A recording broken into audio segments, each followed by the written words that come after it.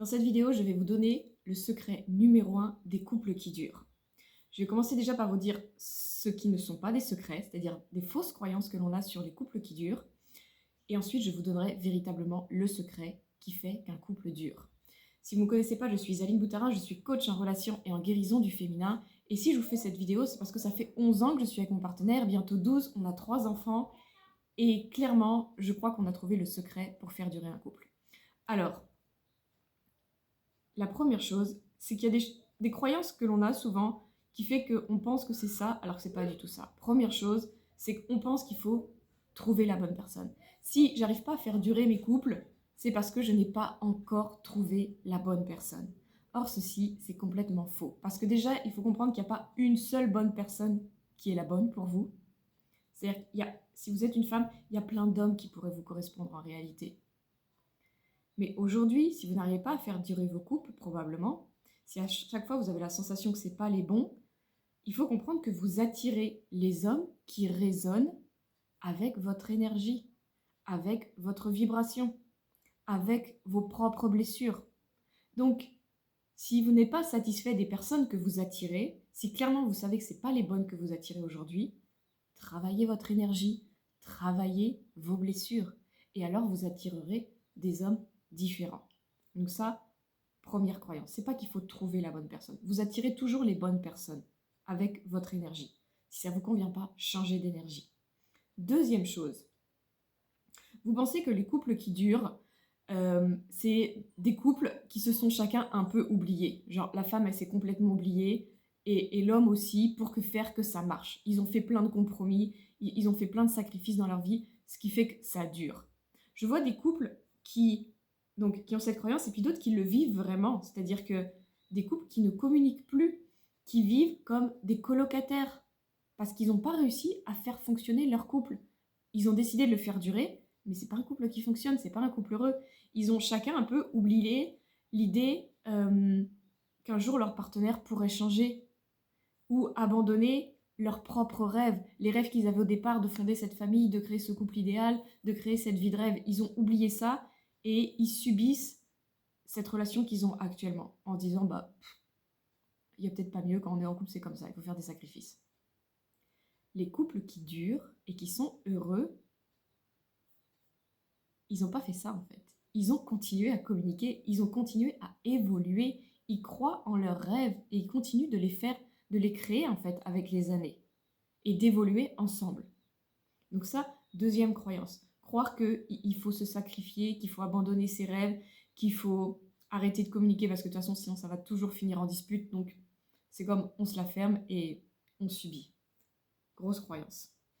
Troisième croyance limitante que je vais vous partager avant de vous partager le secret véritablement qui fait que ça dure, c'est qu'on pense que si ça ne fonctionne pas, alors il faut changer de partenaire pour obtenir mieux. Si ça ne fonctionne pas, c'est qu'il y en a un autre derrière mieux qui m'attend. Alors ça peut être vrai, mais si vous avez tendance à toujours croire ça et de l'avoir vécu énormément de fois, en fait vous pensez que ça ne dure pas avec vos partenaires parce que c'est pas le bon. Mais en fait, vous partez à chaque fois qu'il y a une première difficulté qui arrive, dès qu'il y a un premier conflit. En fait, dès que vous voyez que ça devient challengeant, que ça devient difficile, vous vous dites « Ah, ça c'est le signe que c'est pas le bon. Ah, ça c'est le signe qu'on n'est pas compatible. On n'est pas fait pour être ensemble. » Et donc en fait, vous vous trouvez plein d'excuses qui prouvent que c'est pas le bon, alors qu'en fait, vous n'avez juste pas envie de faire le véritable travail personnel. Parce que faire durer un couple, ça va être ça. Le secret numéro 1 des couples qui durent, c'est le travail personnel et le travail en couple. Le secret numéro 1, c'est de se battre ensemble pour faire que ça fonctionne en fait. Il n'y a aucun couple qui réussit à être heureux sans s'en donner les moyens. Et je vais vous donner, j'ai 4 ou 5 points que je veux venir développer pour vous dire, ça veut dire quoi travailler personnellement, ça veut dire quoi travailler avec son couple. Il y a 4 ou 5 points que je veux vous expliquer pour que vous voyez qu'est-ce que ça veut dire travailler. La première chose, c'est qu'il faut que vous appreniez à communiquer et à gérer les conflits. 98% des couples qui se séparent, en fait, ce sont juste des personnes qui ne savent pas communiquer, qui sont encore pleins dans leurs blessures d'enfance et qui réagissent comme des enfants dès qu'il y a une première difficulté, dès qu'il y a une dispute, dès qu'il y a un désaccord. En fait, ce sont des personnes qui sont pleines de blessures, qui veulent pas voir ça, qui veulent juste voir que l'autre c'est le problème. Ils voient pas que l'autre c'est leur miroir. Et donc du coup, comme ça les agace, comme elles ne supportent pas voir ce fameux miroir, elles se séparent. En fait, c'est juste des personnes qui n'ont pas appris à communiquer et à gérer les conflits. C'est des personnes souvent aussi qui ont un ego très développé. Et c'est à chaque fois l'ego qui prend le dessus, en fait. Dès qu'il y a une dispute, dès qu'il y a une querelle, dès qu'il y a quelque chose qui ne va pas. Et cet ego leur empêche de voir la réalité des choses. C'est, mais t'as des blessures, tu vois pas qu'à chaque fois tu réagis beaucoup trop par rapport à ce truc-là. Comment ça se fait que tu réagis comme ça à chaque fois? Qu'est-ce que ça vient dire?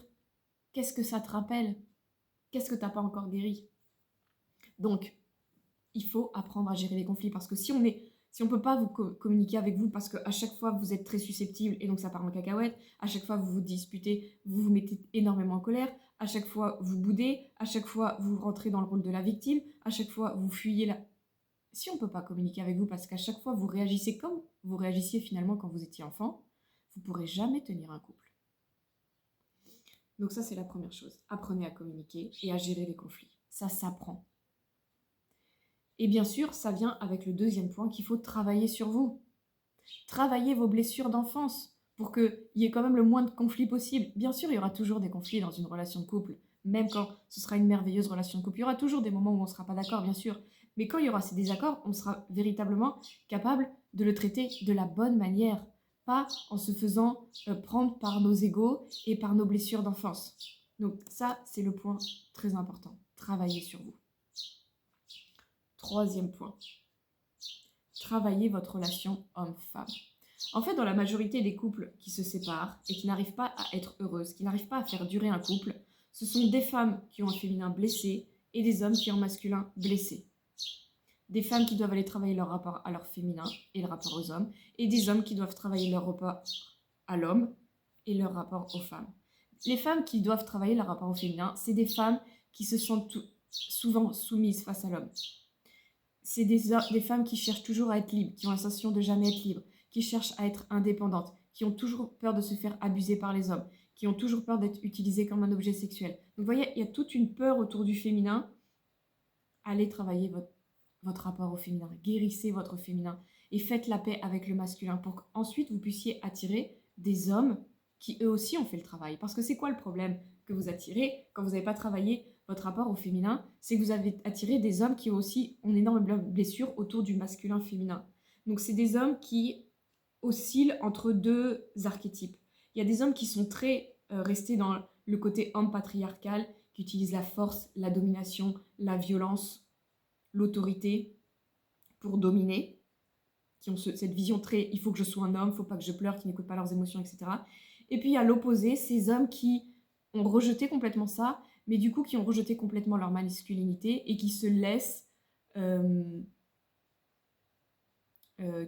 materner par leurs femmes en fait, qui deviennent comme des espèces de gamins, comme des espèces d'adolescents, qui ne veulent plus prendre leurs responsabilités, qui ne veulent plus assumer leur part masculine non plus.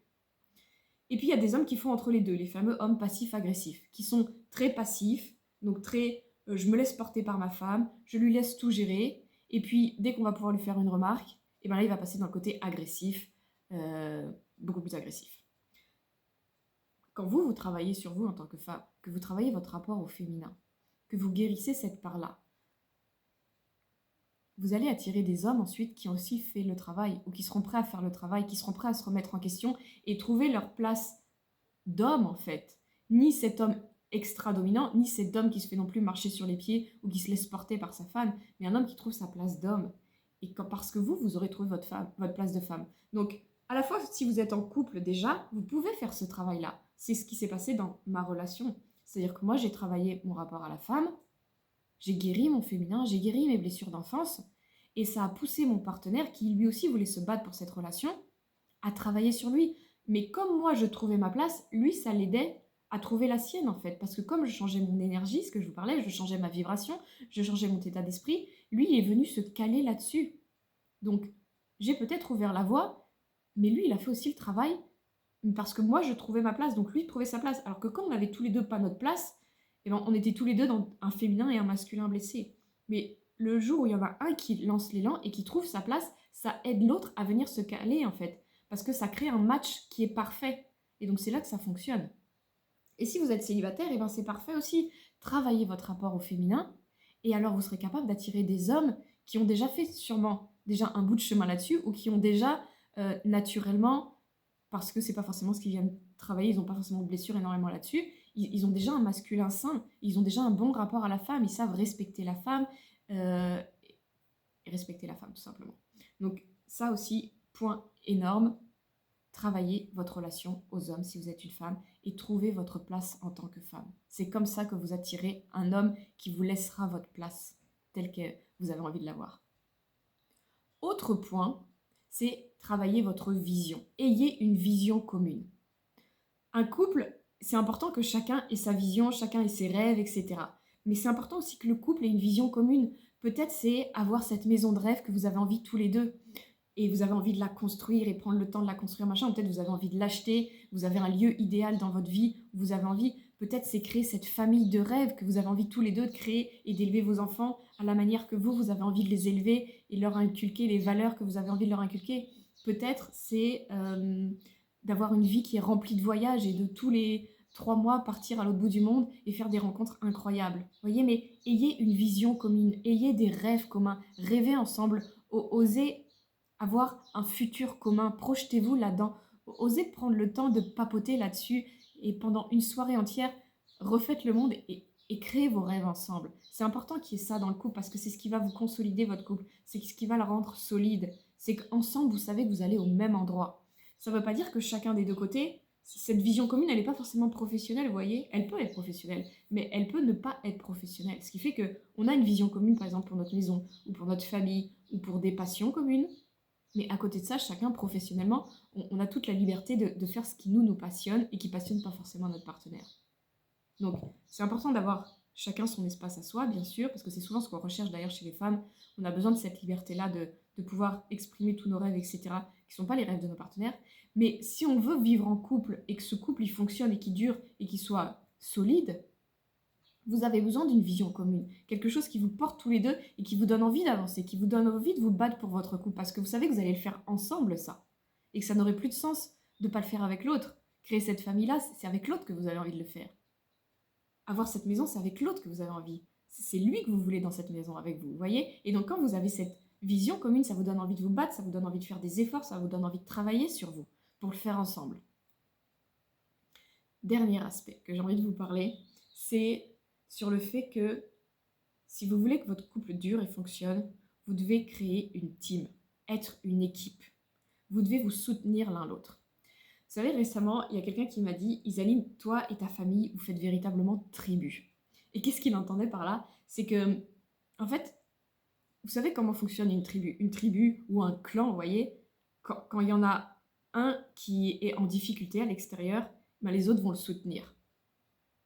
Quand il y en a un qui fait une connerie à l'extérieur du clan, les autres, ils vont le soutenir aussi. Vous voyez? Ça ne veut pas dire qu'après, quand il va rentrer dans le clan, on va pas lui donner une bonne leçon pour lui dire « la prochaine fois, tu ne refais pas ça, ok ?» Mais il y a une espèce de soutien où tout le monde se sent soutenu. Mais c'est aussi que tout le monde soutient les autres, en fait. Et c'est un peu ce qui se passe dans ma famille, avec mon partenaire et avec mes enfants. Je les vois eux aussi ensemble. Ils se soutiennent, ils s'entraident, ils se protègent, en fait. Et ça, c'est hyper agréable de vivre dans une genre de famille comme ça. Et je vois énormément de familles, en fait, où il n'y a pas ce soutien-là. Ou quand on est à l'extérieur, et ben on critique l'autre. On le rabaisse. Ou on va venir le contredire devant tout le monde. Et donc ça, c'est extrêmement pas soutenant. On se sent absolument pas protégé et soutenu et aimé par ceux qui sont censés être les personnes qui nous aiment le plus au monde. Si les personnes qui sont censées nous aimer le plus au monde, qui nous ont choisis pour être leurs partenaires, sont ceux qui nous critiquent, nous dévalorisent, ne nous soutiennent pas, ne nous protègent pas, ne croient pas en nous, nous contredisent, c'est comme... ça fonctionne pas en fait. Donc, le dernier secret que je voulais vous partager, c'est ça. Essayez de créer cette espèce de tribu, cette team dans votre famille, dans votre couple. Ne soyez pas celle qui va dévaloriser l'autre, qui va le critiquer ou qui va le contredire.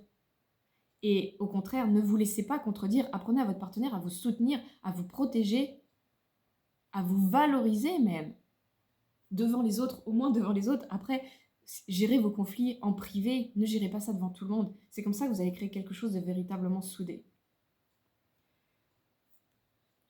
Comme je vous l'ai dit au début de cette vidéo, ça fait 11 ans, bientôt 12 que je suis avec mon partenaire. Et je vous expliquais maintenant, on nous voit véritablement comme une tribu, genre on est inattaquable, on nous voit véritablement soudés en fait. Et ça se voit de l'extérieur. Et, hum, et ça, il faut comprendre que ce n'était pas du tout le cas au départ. Genre il y a 11 ans, on était un véritable couple toxique.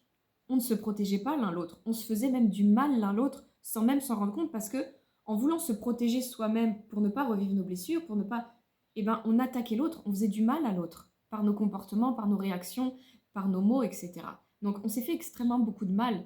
Mais la chance, j'ai envie de dire, qu'on a eue, c'est que très rapidement, on a eu des enfants. Et puis on en a eu 3. Et on a eu envie de se battre pour cette relation, pour qu'elle dure et pour créer cette famille. Parce qu'on avait cette vision commune de créer cette famille de rêve.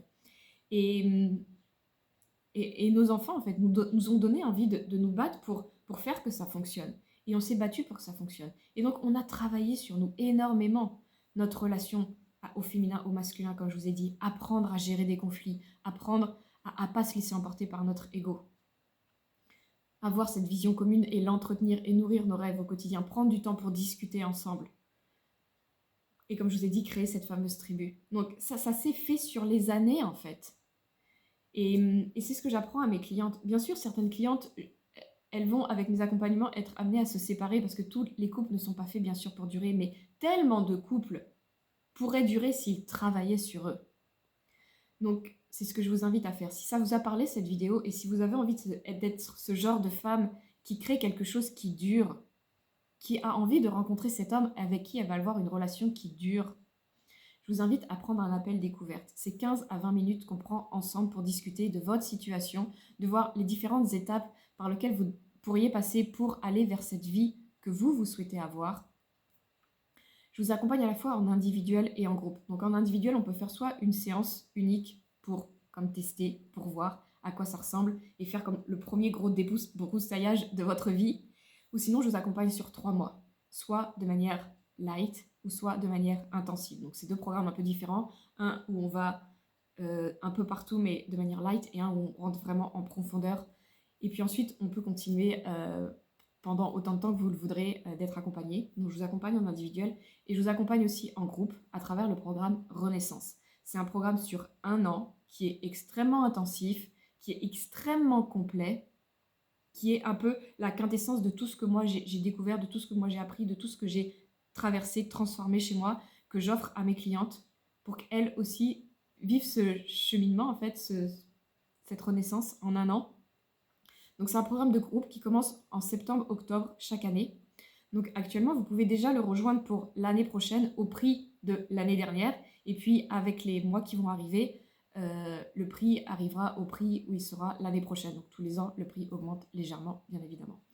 Voilà, donc n'hésitez pas à prendre un appel découverte. On peut discuter ensemble, c'est gratuit, c'est sans engagement, ça ne vous engage absolument en rien, mais ça peut être l'appel qui changera toute votre vie. Je vous souhaite une belle semaine et je vous dis à très bientôt.